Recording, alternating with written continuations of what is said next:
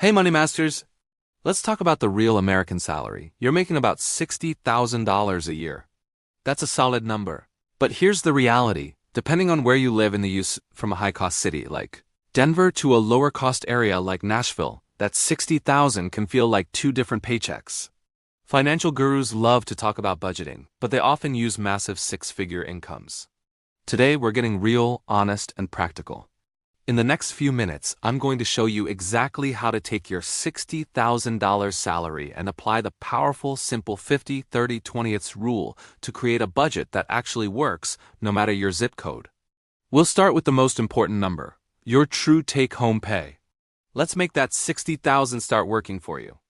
The first, most crucial step in the 50-30-20th method is knowing your net income, or take-home pay. This is the money that actually hits your bank account. A $60,000 gross salary works out to $5,000 a month. But taxes, Social Security, and health insurance eat into that.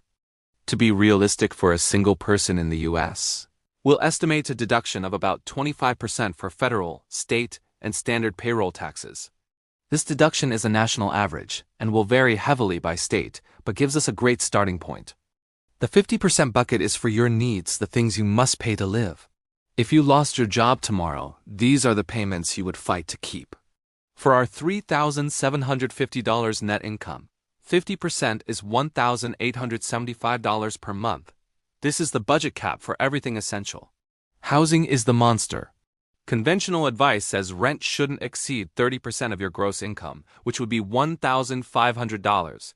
Can you hit that on a $60,000 salary in a high-cost city? Probably not alone. The goal is to keep your housing to about $1,200 to $1,500. If you live in a costly metro area, the simple truth is you need a roommate, or you need to find ways to increase your income, or reduce this budget cap to make room. Next up for needs are utilities like electricity, water, gas, and internet. A realistic budget here is about $150 to $250. Then we have groceries. Remember, food is essential, but dining out is a want. Budget a realistic $350 to $500 for at-home cooking. For transportation, whether it's a car payment, gas, maintenance, or subway passes, let's allocate $200 to $350. Finally, there's minimum debt payments and insurance. This includes your car insurance, health insurance premium, and the minimum payment on any credit cards or student loans. Let us estimate this around $150 to $300. Your goal is to keep all of these essential payments under that $1,875 cap. If you're over, you have a needs problem, and you must address your housing or transportation costs immediately.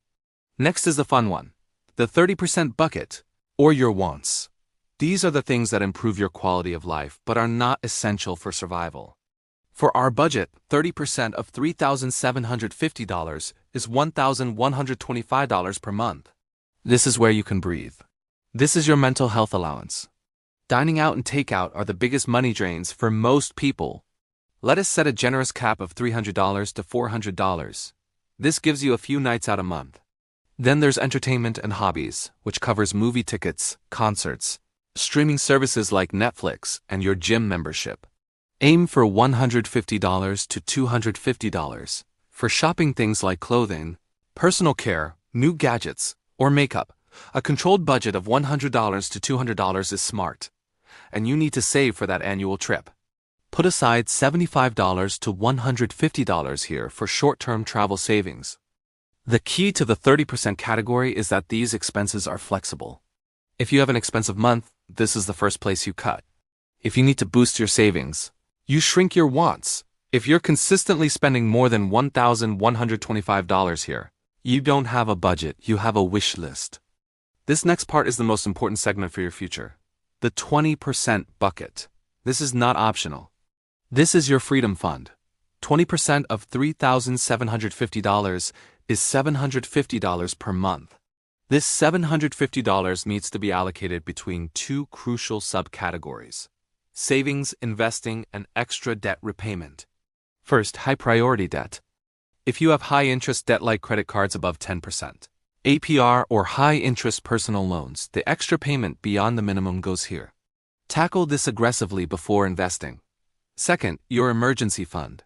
If you don't have 3 to 6 months of expenses saved, the bulk of your $750 goes here, likely into a high-yield savings account. Once your high-interest debt is gone and your emergency fund is built, it's time for retirement and investing. If your employer offers a 401k match, fund at least that amount first. That's free money. Use the rest of the $750 for Roth IRAs, brokerage accounts, or other long-term investment vehicles. The beauty of the 50/30/20 is that by setting aside $750 a month, you are saving a total of $9,000 a year. That is a serious jumpstart to financial independence on a $60,000 salary. Let's bring it all back together.